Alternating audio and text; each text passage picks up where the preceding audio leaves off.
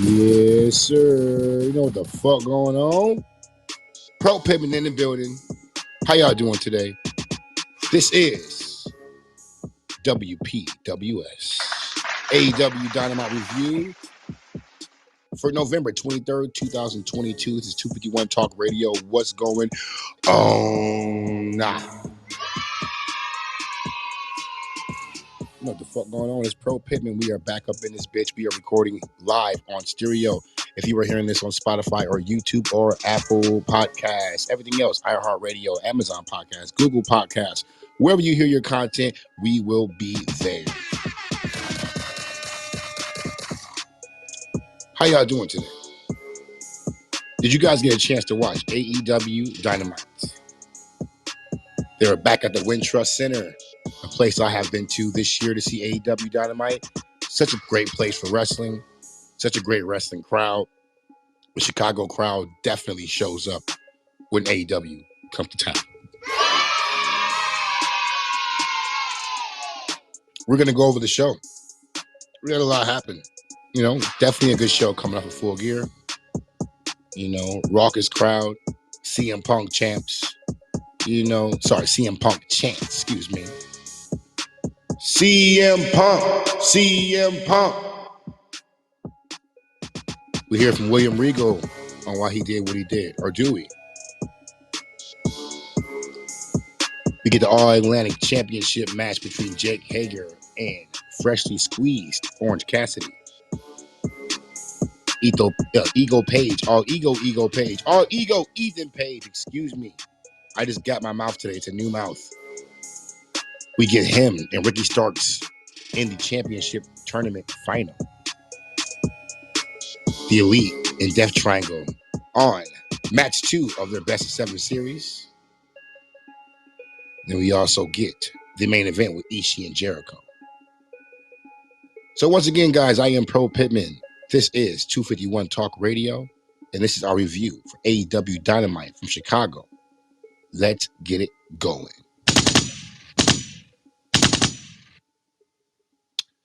So, overall, I thought it was a good show. You know, it moved real fast. I'm not really a huge fan of watching Ishii anymore. I mean, I just knew what that match was going to be. A lot of no-selling, a lot of elbows, but I got through most of it, But we will stop at the top of the show. We will start at the top of the show. First things first. The CM Punk chants reign out. Chicago is here. When the camera comes on, William Regal is in the middle of the ring to a shower of boos. We want to know what happened at Full Gear. Why, Mr. Regal, excuse me, your lordship, did you do what you did by passing those brass knuckles to MJF to knock out Jon Moxley and become our new AEW heavyweight champion? Why did you do it? Well, first thing it tells us is that MJF won't be here tonight. If you're looking to hear from MJF, he won't be here. He's in a set of a major motion picture, which apparently he actually is. We get, fuck you, Regal, chants in the building. Oh, Chicago is hot tonight. MJF will be here next week, Regal says, as Jon Moxley's music hit. And as the wild thing blares out of the speakers, Moxley comes out and he's pissed, as he should be, as you should. He is pissed. I'm looking forward to seeing what this confrontation is going to be like. So I know Regal ain't no punk either. You know what I'm saying? So I was curious to see what was going to happen. Bryan Danielson comes out before they get too close to each other and gets in between them and says, please don't. He did a bad thing. But so have you. So have I. We have all done bad things, Danielson says to Moxley.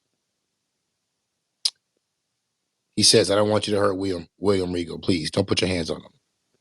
He's got a bad neck. He's had 2 bleeds in his brain. Please, don't do it. He's begging Moxley. He's pleading with Moxley. He eventually slaps the shit out of Moxley.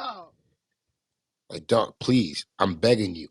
He gets on his knees. He is begging Moxley at this point to not hurt William Regal.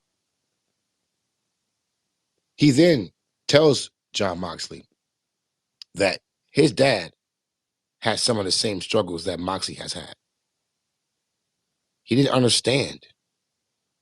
The only person who could help him understand was William Regal. He begs Moxley and says, what about if someone was trying to teach your daughter to love you despite your issues? And the crowd goes into a bullshit chant. Chicago is outside today. He says the only person who could help me was William Regal. Please do not hurt him. He tells Moxley to get out the way. Excuse me, he tells Bryan to get out the way. And then Moxley grabs the mic and tells William Regal to run far away, and don't ever come back. Walk. Keep on walking. Walk on home, boy.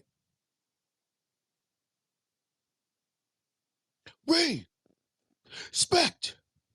Walk. What did you say? He tells him to get out of here. And that's how that segment ends. It's not bad. I wish we could have got at least a little bit of explanation what happened, but I assume we have to wait to next week when MJF is there.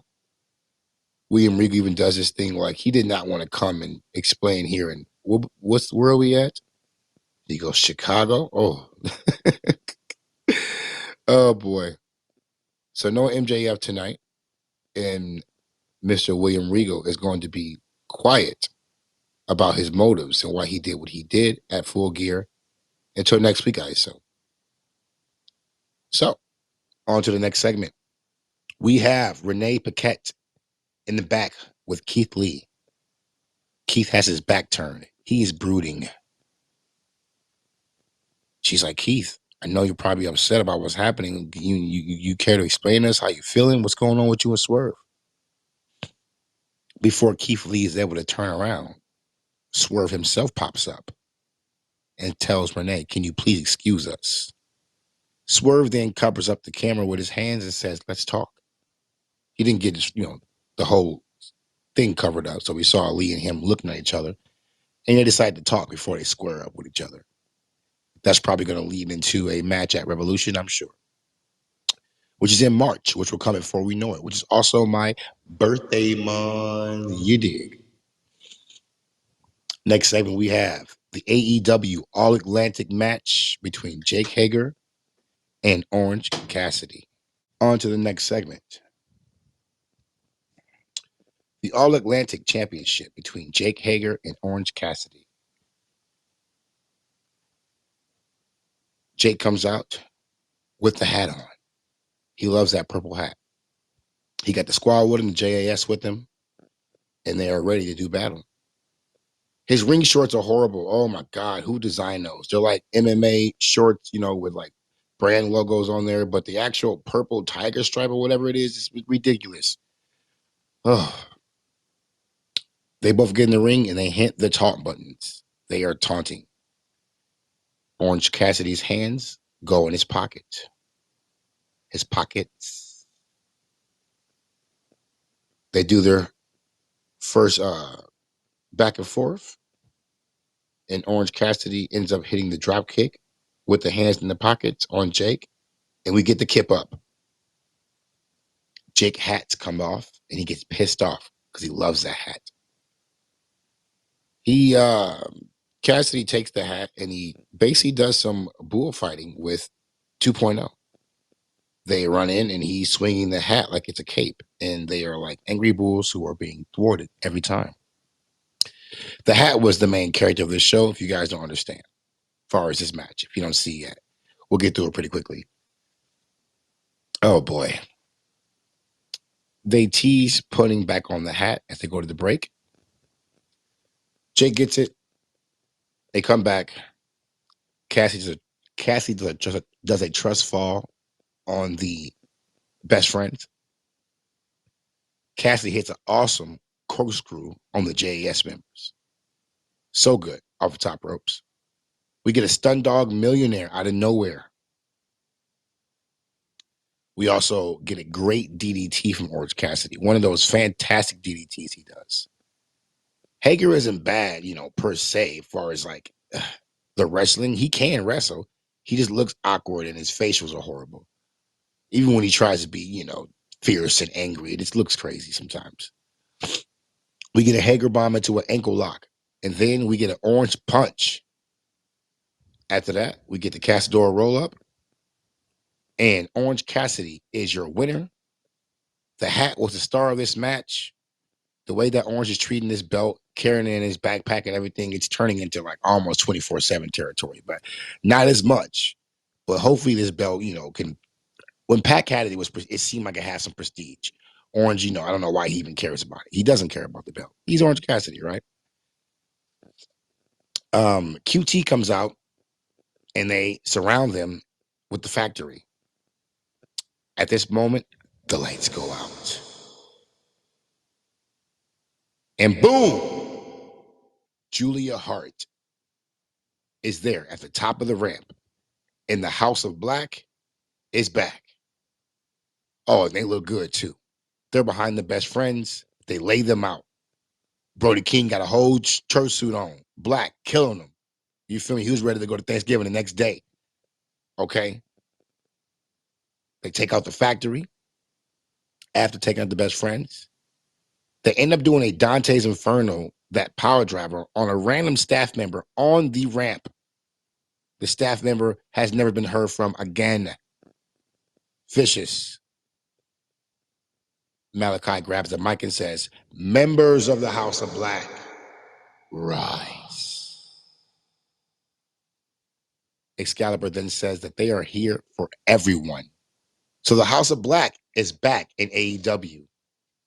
Hopefully Malachi got the rest he needed and the time off he needed. I know things were kind of hard on him, and he said in his own words that he wasn't, he didn't know if he wanted to wrestle anymore. So all the rumors of him going back to Triple H, of him joining the Wyatt Six, all of that can be shut down because the House of Black is still going strong with Buddy, Brody, and Malachi, and as well, Julia Hart. It was a good segment. I'm happy to see the House of Black back in action. Definitely going to be something good for that trios division. Guys, this is 251 Talk Radio. I am Pro Pittman. Welcome. Thank you for hanging out with me. If you're hearing this on Spotify, what's up? If you're hearing this on YouTube, what's good? If you are here live with me on stereo, hello. What's going on, everybody? Number love for you guys. I am Pro Pittman. This is 251 Talk Radio. Catch us here on Mondays as well for Men's Mental Health Monday with the homeboy Vinny the Great. Every Monday here. We also do pro wrestling reviews for AEW Dynamite, WWE Monday Night Raw, and SmackDown, as well as all the major pay-per-views and premium live events. We have Survivor Series War Games coming up this weekend. Hope you guys are ready for that. It's going to go down. I am excited to see what happens inside those war cage cells. Looking forward to it. We'll have a review out for you, hopefully on Sunday. If not, definitely on Monday morning. Once again, I am Pro Pittman. Make sure you subscribe to me here on stereo. Make sure you become a super fan to be able to leave messages during all the podcasts and talk radio segments. We're going to get back into the show, guys. Once again, I am Pro Pittman. This is 251 Talk Radio.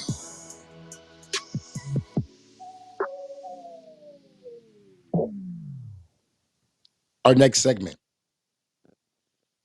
we have All Ego, Ethan Page versus Ricky Starks in the AEW World Championship Tournament Elimination Tournament, because there's tournaments all the time, all year. There's been a tournament going on all year at some point or some another. All Ego is great. I love his energy. Stokely just hasn't gotten he doesn't have any I don't believe him yet. They haven't given him anything to stick to make him believable, any credit, I don't know. Whatever the case, Ethan gets in the ring and screams at the crowd. Ricky Starks comes out with that kick-ass theme music, taped up though, all the way taped up from what happened to him. Ethan immediately starts working the ribs. Ricky fires up on him, tries to elevate over and gets kicked in the ribs. Ethan is definitely zeroing in on those ribs. They are glowing red. He is definitely coming for Ricky Starks, and he wants to face MJF at Winter is Coming, which will the winner be able to do? We get an awesome spear from Ricky Starks. He has one of the best spears in the game. When it comes to spears, obviously, I think Goldberg had the best spear back in the day. Rhino's was great too. You get the Edge spear. I'm not a fan of the Edge spear. Roman's is great. Roman has perfected that spear for sure. But Ricky Starks has some power when he does it, especially when he's a smaller type of guy. You know, it looks great when he does it. He goes for a dive, and Stokely pulls Page out of the way. So Ricky dives out onto the ground and gets hurt. Stokely at that point gets kicked out. You're out of here. Get him out of here. The referee is doing his job. We get a huge superplex on Ethan Page from Ricky Starks. We get that huge elbow shot to a power slam. Starks spears him twice, and he wins the match. He will challenge MJF, the AEW World Champion, at Winter is Coming Dynamite. Now, I am very happy about this because I think Ricky Starks is great. Before I even got into Ricky Starks, I think it was Simon from What Culture. He said that Ricky Starks is the next Rock. And I was like, really interesting to say that about a person. And I can see it all in him. He's going to be, he's not the next Rock. He is the first Ricky Starks. I tell you that. Fantastic. Him and Powerhouse Hobbs, I wish their actual feud could have went, a little longer, had some more to it. But it seemed like they're all going their separate ways now. Ricky Starks is obviously going to lose to MJF because MJF is not going to lose that belt until his contract is up in 2024. I'm sure MJF will be your champion the whole 2023. We will see about that. But Ricky Starks and MJF will be coming in a couple weeks. We get a recap of what happened with the TNT Championship at Full Gear with Samoa Joe taking out Wardlow. And Wardlow gave a quick promo about it, but still, I mean, the whole idea, we saw it coming in the first place. But hopefully we get some good matches out of them. That'd be great. Because Samoa Joe's a champion and Wardlow has so much potential. The booking has been pretty bad for him, it seems like. And then we get our recap with Bow Wow and Jade Cargill. Guys, you know about this? Have you seen this? Oh, boy. Jade Cargill must have popped up on Bow Wow. If you know, Bow Wow was in her DMs probably, right? Or he hit her on the Twitter like, yo, what's crack? I'm trying to take you out. She basically said, you too broke for me. We get money over here in AEW, Bow Wow. Bow Wow tried to treat her. She tried to treat him back. You know what the fuck going on? You know? She wants to pull up on him. I pull up at Bow Wow's concert he was having, one of the Millennium Tour concerts. What were the rest of the niggas at? What was B2K at? The fuck? Marcus Hughes or somebody should have helped this nigga out. Fuck, the whole You Got Served staff. Fat man school, whatever I say, y'all gotta do.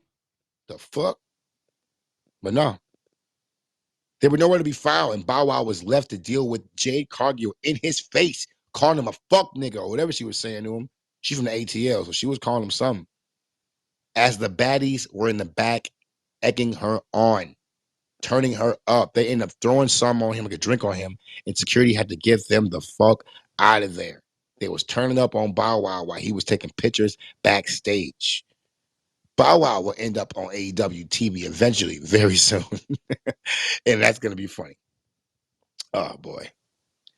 Next, we have the second match of our best of 7 series between Death Triangle, Pac, Rey Phoenix, and Penta El Cerramiento versus the Elite, Kenny Omega and the Young Bucks, Matt and Nick Jackson. The Elite come out to that Carry On My Wayward Son. I was soaring ever higher, but I flew too high. They're really going to use it. I thought that was just a pay-per-view thing. No, that's the Elite's new music. It's Carry On My Wayward Son. I love it. Tony Khan is sparing no expense for these awesome theme songs. First, we had Orange Cassidy. Well, not first. Orange Cassidy had that one song. I forgot what it was called. But then he had the Jefferson Starship song, Jane. Dun, dun, dun, dun, read it. You know what I'm saying? Jungle Boy has that. And John Moxley obviously has Wild Thing. You know, so Tony is putting the billions to work getting the rights to this awesome music so his wrestlers can feel comfortable and the fans in the stadium can have as fun a time as they can. They come out as well as Death Triangle. We get Kenny and Ray Phoenix starting off. First, Kenny's on his ass about what happened last time. You used a hammer on me, G. We don't do that. Ray's like, yo, I had to do what I had to do. They shake hands about what happened and they get going. Feed trigger. We end up on the outside. We get a double Kevin Owens power bomb on the apron, which is the hardest part of the ring, on both the Young Bucks as Kenny and Pac end up in the ring together. Triple kicks on Omega, and then we get Kenny Omega biting Pac. Now, guys, if you know, right? If you are aware of what's been going on with the Elite and CM Punk, what happened at All Out, the Brawl Out, which had the EVP storming CM Punk's locker room after CM Punk went crazy on the media scrum and called all of them fuckboys and said they don't know what they doing. If you got a problem, come see me. So they came and saw him like 5, 6 deep, and they started going at it. CM Punk, all these cats is fighting. Ace Steel was biting Kenny Omega in the arm. The Young Bucks getting hit in the mouth with chairs. I'm talking about it went down. CM Punk was suspended, basically let go. Is going to have to get his contract bought out. And the EVPs, who shouldn't be fighting talent in the first place, Kenny Omega and the Young Bucks, will have mad respect for as wrestlers. But as EVPs, come on, bro. They were suspended for about 2 months. They were all gone. Their leader back. CM Punk is gone. They're in CM Punk's hometown. They're in Chicago now. And the crowd is hot. They are clearly pissed off about what happened. You are the reason CM Punk is now on our TV. CM Punk is actually injured. So that's the reason he's not there.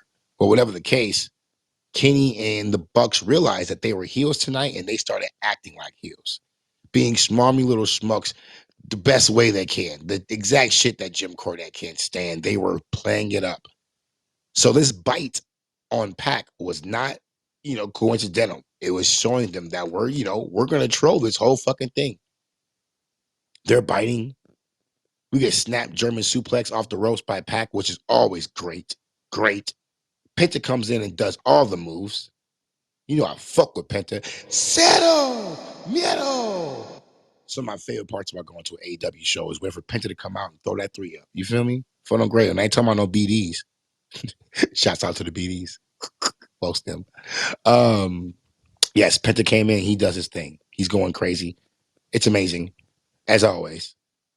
Ray does that awesome top rope flying arm drag where he jumps off the top rope and lands in an arm drag. All that momentum just to do an arm drag. It's beautiful. Ray goes nuts, fucks up all of them, beats up both the Bucks. They eventually rips off Pac's mask because he's wearing one of those, Rip Hamilton masks because his nose got broken at Full Gear. They rip it off and they do a BTE trigger on Pac. 2 count. At this point, I wrote down, this ref is pointless. Everyone just comes in, jumps out, jumps in, comes in, jumps out. It doesn't even matter. What's the point of having a ref? I mean, it's supposed to be a regular tag team match, but everyone just jumps in whenever they want. That happens later on, too, with the women's match. We'll speak about it in a second. But, the crowd can count shit. Just leave, ref. The crowd will count for you. Whatever the case. We get a V-trigger. We get a one-wing angel attempt into a reverse. And 2, he has Kenny Omega. Guys, I'm not joking. Kenny Omega has Pac up on his shoulders for a Samoan drop, or whatever the case. And what does he do? He throws him up in the air and hits him with a GTS, the go to sleep, CM Punk's finishing move. What? Bruh.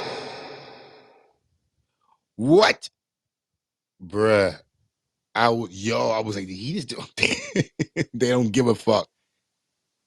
He's showing us, yeah, we know what happened. So what? Let's keep moving. We get a GTS from Kenny Omega. Oh boy, interesting. Ray does that awesome top rope walk, to a kick. He flies out, and then Matt, as he is holding Pac, pulls out the hammer. They're going to use the hammer now. I'm like, oh no. Penta comes in, like, fuck it. He has his own hammer. He's behind. Hits him with a Cero Miedo. Hits him with his own hammer. Bow. Turns around and then hits him. Bow. Pac gets the 1, 2, 3. And Death Triangle is up 2 in the best of 7 series between Death Triangle and the Elite. What is going on? Great match. I gotta say, if they keep having matches like that, if they could do 7 matches, hopefully they don't gotta do 7. Obviously, it might just be 4, right? But if they could do that, multiple matches that are different, it was almost the same thing we got at Full Gear, but it was different. They had a different story to tell this time, As like last time, Ray did not like the shit. Ray was pissed off, like, "What's up, Hermano? What the fuck are you doing, bro? We using hammers now? We don't do that shit, bro. Phone him." Yes, this is what's going on. He is upset, but they did win the match. They tell him to chill. It's okay. Don't worry about it. It took a second for them to get him to calm down, but he does calm down. And they're up 2-0. We get Renee Paquette on stage. And she has an important announcement for the women's division. At this point, I'm like, I'm curious what this could be. What happened, She says that Thunder Rosa was a fighting champion and that she really cares about this division, but she's sad she could not be there to compete. So Thunder Rosa and AEW have come to an agreement that is best for everyone. She will do this for the benefit of the women's division. She will relinquish the women's championship. Thunder Rosa is no longer the champion. Therefore, Jamie Hayter no longer has the interim attached to her name. Toni Storm's reign will be recognized as a world championship reign. Jamie Hayter, the best female wrestler in AEW, yes, I said it, the best. Her and Serena Deeb. Fantastic. She is now the main champ. And she does come out looking fantastic as always with the belt around her waist. And that belt is beautiful. The last belt was nice. It was smaller. I thought it was only small because it was a women's belt, whatever the case. But the new women's championship is fantastic. I loved when Thunder debuted it. So nice. Jamie comes out with Britt Baker, Dr. Britt Baker, DMD, and Rebel. Renee asks her, "How do you feel about being a champion?" And right when she's about to say, "Well, I feel great, Renee. I'm so happy," Britt takes the mic from her and does a promo for her. Oh, yes, guys. We are jumping right into that. We all knew it was going to happen. It is time. And they're going to fight over the championship, and Britt will hopefully put her over. Jamie should be put over by Britt Baker. We'll see what happens. She promos for her. They walk to the ring. The Killer and the Pillar, Jamie Hayter and Dr. Britt Baker, DMD, will face Willow Nightingale and Sky Blue, who I have seen personally at an independent wrestling show out here in Wisconsin. She's pretty cool. And Anna JAS and Ty Mello. Jamie and Ty start. We get a double suplex on both the JAS girls. We are showing Jamie's dominance. She has to look strong. She's our new champion. Willow Nightingale, guys. I've seen her here and there, watched some dark matches, seen her on Dynamite, but this is the first time I really watched her. Her strikes look great. Her elbows, she is strong in everything she does. I fucks with Willow Nightingale. And the people love her too. And again, in this match, it had me thinking about the lack of actual official, refereeing we have by the ref here. What's the point of you being here? The girl's just coming in and out, doing super kicks, doing double team moves. There has to be a tag for a double team move, right? No, not in AEW. They would just come in, jump in, do a move, jump out, jump in, do a move, jump in. And don't have Rick Knox in there. Oh my God. Aubrey just jumps, doesn't know. She's doing front flips and fucking poses and shit. Like, bro, what is going on? What is going on with these referees in AEW? My God. The girls are coming in doing whatever they want to do. We get a cold blue from Sky Blue. That looks great. It's a cold red with a flip over. Such a great move. Sky Blue shots out. We get a hate breaker to a stomp, and Britt Baker hits her with the 1-2-3. And oh yeah, Britt Baker and Jamie Hayter is going to happen soon, possibly at Revolution in March. Bree still wants all the shine. She still wants to be the center of attention when Jamie is the champion. So we'll see how that goes. We get FTR in Top Flight backstage with Renee. Dak says he isn't, that he's impressed with these guys, and he wants them to take over for the next generation. For the next 10 years, you guys be the man. Like, Dak, stop. You haven't even been given the actual love that you deserve as those guys. Let's not even get into the Young Bucks not putting you guys over when you were supposed to for all of those belts. You know what I'm saying? Whatever the case, that's for another build. You feel me? But yeah, Dak says, he's all good guy. He wants you guys, you guys are awesome. Ooh. Darius says, fuck that, and asks them to put the belts online for Friday. And spoiler alert, sadly enough, Dante Martin got hurt in a match, and they stopped the whole match to check on him. So I don't know what's going on with Top Flight's luck, but it is not good, bro. Darius has been out forever. I've been wanting to see them. And then when they had that match against Death Triangle with RJ Fox, oh my God. I was like, yo, Darius and fucking Dante have some shit I've never seen before. That toss over the hole, but come on. They do some wild shit, bro. I can't even, come on. So it's so sad. I don't know if no one's going to care about Darius in a solo, program, but Top Flight, man. Poor guys. They always have bad luck when it comes to injuries, Next, we get yo, listen.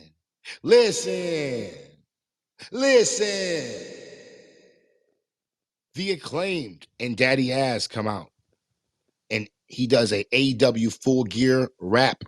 He basically raps up Full Gear in a rap. Still did it in 4 bars though, which is impressive.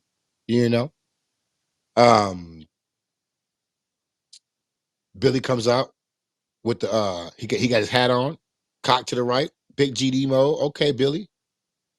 You feel me? They get in the ring. They are over, completely over. Chicago is loving the Acclaim today. Oh man. Chicago! The Acclaimed have arrived. We get, oh, scissor me daddy chants, as we should. They're about to scissor, and they get interrupted by the TNA crew.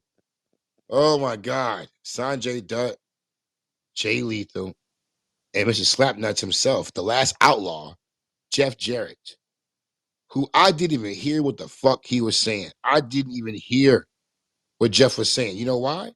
Because the Chicago crowd, as soon as these people popped up on the screen, started chanting, TNA sucks, TNA sucks, TNA sucks. So loud, you couldn't even hear Jeff's promo. I was crying, bruh. Crying. First grade. With my kids. We eventually get a scissor from Daddy Ass and Bowens and Max Caster, and that segment is over with. Oh man, the Acclaimed are so over, guys. I mean, come on. Everyone loves the Acclaimed. What is going on? This is Pro Pittman, 251 Talking Radio. We are broadcasting live on stereo. I am Pro Pittman. This is double PWS for AEW Dynamite from November 23rd, 2022 in the Wintrust Arena in Chicago, Illinois. Once again, I have been to a Dynamite this year inside of the Wintrust Arena. Good time. It was actually the all-out weekend. Yep. I actually saw CM Punk's last Dynamite appearance. Yep. When he got into the crowd and said, "We are Chicago." Yes, I was we that day. Shouts out everybody out there. Shouts out Banks, JCBL. Big love to Focal Fuse and Bopper. Forget your old business card. Download Bopper today. The best way to communicate and stay in touch. I am Pro Pittman. We're going to keep these going for our last segment of AEW Dynamite. The Ring of Honor World Championship. Tomorrow, Ishii versus The Ocho, Chris Jericho.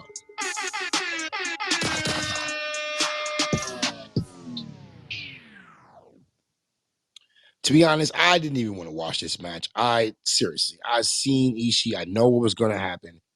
A lot of stiff fucking, chops, elbows, no selling. It's not even what I want to call strong style wrestling. It's Shinsuke was that. He did that great. This shit is just like, bro, it's not even fun to watch. So it's going to be a condensed version of this main event match. God, Ishii is so stiff. Just walking out, he looks so stiff. Like he could break at any moment. Just push him over his crack.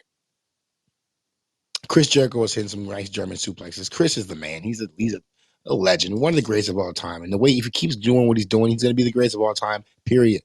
He keeps it up. Shouts out Chris Jericho. Chris got some color at some point. I don't know where he was even bleeding from. It was like his ear, it was going on his chest. It was a weird cut. I'm not sure. I don't know if he gigged himself or it was a legit, gig. I don't know. But we get, a super clothesline by Ishii. Stiff, hard clothesline. The best move of the night from Ishii, I thought. Jericho hits him with a waltz. Jericho has to eventually turn it over more and more into the fantastic 90s lion tamer, if you know, you know, where he's basically just putting his knee on your back, basically wrenching your neck. It's the best. Ishii doesn't want to tap. He's shaking his hand, and he puts up the middle finger. Middle finger goes up, and he taps with the middle finger. Nice, Ishii. I like that. Whose idea was that? If that was you, that was great. Jericho wins. He's still your Ring of Honor champion and will go into final battle to face who knows. Not sure. We'll see what happens. He then goes up top. He's coming for Ian Riccaboni, who has been doing commentary. He's going to take out everyone from Ring of Honor. Not just the wrestlers, commentators, anyone. Cameraman, if you ever Ring of Honor, you the ops. Chris is coming for your ass. Phone him. He comes. He's going to take out Ian. Claudio Castagnoli comes out and lays him out with the punch for AEW Dynamite to go off the air. What'd you guys think? Another show. Another AEW Dynamite.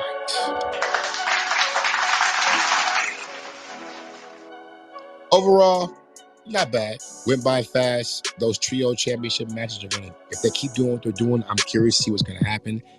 The main star of this night was the Chicago crowd. You guys are the ones who deserve an applause.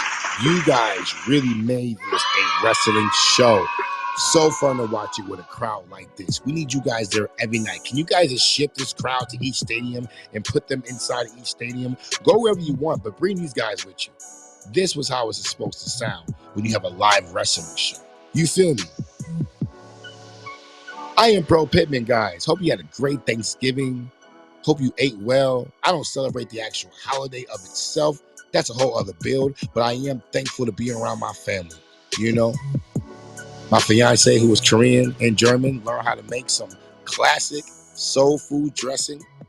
I don't eat all soul food. I don't eat cornbread and greens and everything, but I love dressing. I don't fuck with no stuffing, you feel me? And she got the recipe from my auntie with it written on paper. You know what I'm saying? She had to follow 20 steps to make this dressing. And boy, when she got done, did it smell like Thanksgiving in my home. Thank you, baby, so much for putting your arm into that. You feel me? It was amazing. Number love. I am Pro Pittman, guys. This has been Double PWS AEW Dynamite Review 251 Talk Radio. What the fuck going on? You guys take care of one another. Enjoy your weekend. We will see you guys again on Monday for our review of SmackDown and our review of WWE Survivor Series War Games. Who will be the 5th member of the women's team? Sasha Banks, Charlotte, Becky, you let me know. Make sure you follow me, share this podcast, leave a comment if you're on YouTube, hit the like button, subscribe, and hit the bell for notifications so you can always keep in tune with Pro Pittman and 251 Talk Radio. Thank you so much for being here, guys, for listening. I appreciate you. Take care of yourself, take care of one another, and we always end these shows with a peace.